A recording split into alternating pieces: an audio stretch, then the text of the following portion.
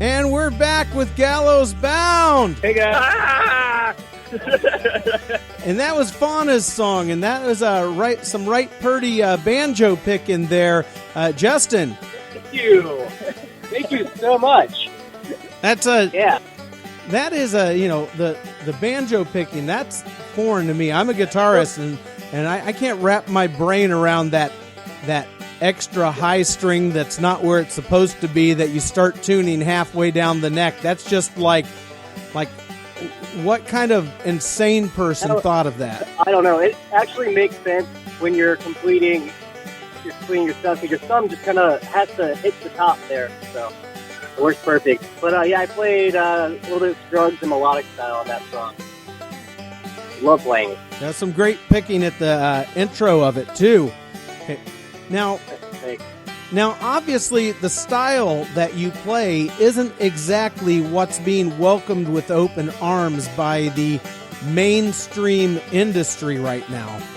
Or then. So the desire to make a crap ton of money can't possibly be what motivates you guys to make this music, and especially stick it out for as long as you have. So I guess my question is, what is driving you? And after this many years of doing it, how long do you foresee before you start, making enough to live on with this? Or do you ever expect to actually live on this? Or are you actually starting to see a decent return now?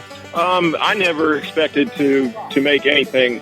It's actually insane to me that we've been making money from this, just coming from where we all came from. But we're going to do it till the wheels fall off. Well, we just got signed on with Atomic Music Group, so we have a booking agent now and a manager. So hopefully we'll be getting a little more exposure, getting some more direct support gigs for tours and stuff like that. But I mean, we do it because we love to do it, Yeah, we still have day jobs. Yeah. There's musical bucket list items that we all have to cross off, and until we're done, there's no stopping. What are the day jobs here? I'm trying to imagine what we have here. We have I'm thinking somebody here has to be an accountant. Another person, another one is in the fine janitorial arts. And then we've got a teacher, I'm sure, maybe an elementary school teacher. And let's see, so highly of us. a courier. And then lastly, let's throw in a wild card here. I'm going to say a bouncer at a bar. Aaron, you look like one. I should have been one. How close did I get here? Did I even get one of them right? No. You only missed the astronaut.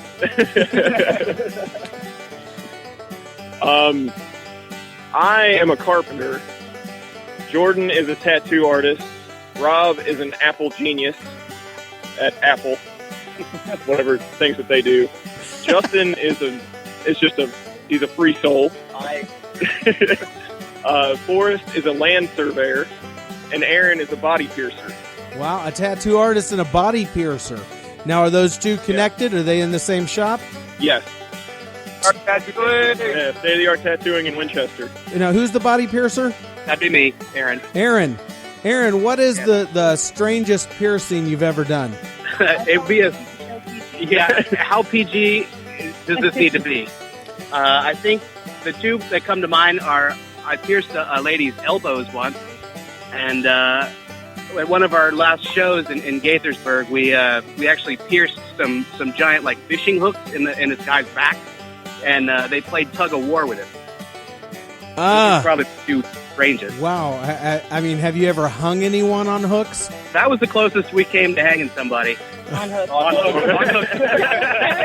Well, I mean, you're called Gallows Bound here, so, what the heck?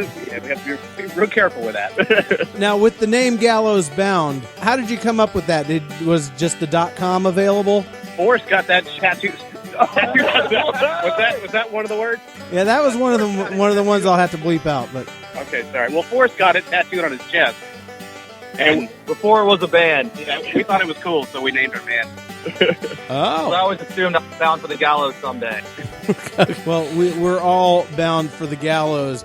But first, we're going to listen to a tune called Del Fuego. Yeah. Now, the Del Fuego, that's a burrito that you can get at Del Taco, right? Yeah. Oh, yeah. Number 5. We don't have Del Taco in Middle Tennessee. That was a thing that I left behind me in California. So is this a song about Del Taco? Not quite. Not until we get a sponsorship or something. Yeah. If Del Taco's listening, Yeah. It could be. I love burritos. There's potential. eat there much. So you're not exactly opposed to a sponsorship by Del Taco. I'm not opposed to a sponsorship by any food company. Downey. Yeah. PBR. Or like a laundry detergent. Oh, yeah. Gallows Bound has been on the road for 2 weeks. Let's see if Downey can handle their worst. Or like Febreze for touring bands. Like, oh, your van smells like farts and cigarettes and cheese that's under the seat. Spray a little Febreze on it. It's good. There is a product out there, honestly, that we can't endorse high enough, and that is Poo-Pourri. Oh, poo-pourri, the drops that you put in the toilet. Oh, yeah. Yeah. Yeah, so if we ever stay at your house, we're very, we're very polite. We're courteous about it. Poo-Pourri. We're poo-polite. Oh, yeah. Now, boy, there was something I wanted to ask you. Darn it, I hate it when that happens. Look at that. I totally slipped my mind. Anyway, maybe it'll come back to me while we play Del Fuego, the not Del Taco song. Maybe you could tell us what the song's actually about. It's just about traveling around and raising hell. Just what we like to do. Bunch of ass-damn crap. This is Neil Smith, Undercountry Music, episode 170. I don't know why I need to keep reminding you that it's episode 170. Maybe I'm just astonished with myself that I've been doing it this long. Probably about as astonished as Gallows Bound is right now that they've been doing it this long, and the best they can do is land a spot on my crappy show. This is Neil Smith of Undercountry Music.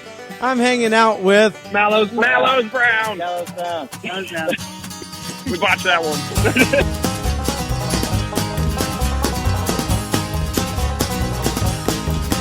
Got a song on my mind and a tank full of gasoline. Got a song on my mind and a tank full of gasoline. Been working 9 to 5, will leave home at 8:15. I am an ex-blade, I'm ready.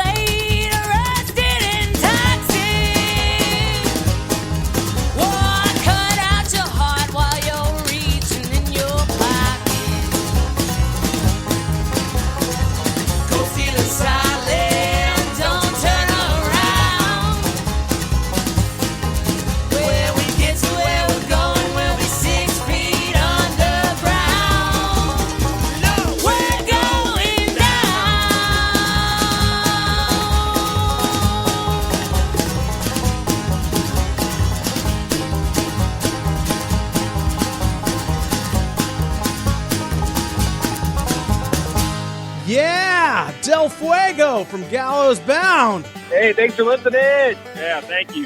What kind of groups do you normally play with? Are you getting thrown on a lot of rockabilly nights? Because that's what I'm kind of seeing that you probably get tossed on a lot of that. We do that occasionally. Like on August 15th, we're going to be playing up in Detroit with Cop and Cat. But it's a lot of this kind of underground roots scene that's been going on lately.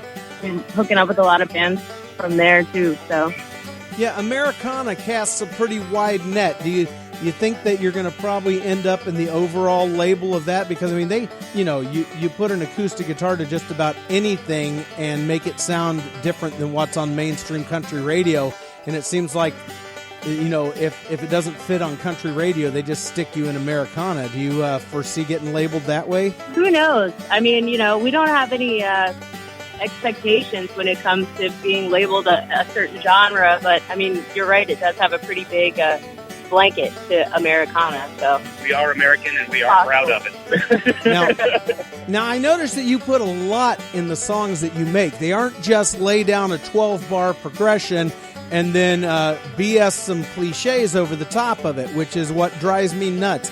I mean, it seems like every group that I run across to anymore that I listen to, like 9 out of 10 groups that I listen to try and find music for this show, I mean, like, everybody's, like, they're not worried about the music. They're just recreating the same BS over and over again, and it's like they're trying to get somewhere as opposed to trying to make good music. Like, the music is really taking a back seat to them trying to get somewhere in the industry.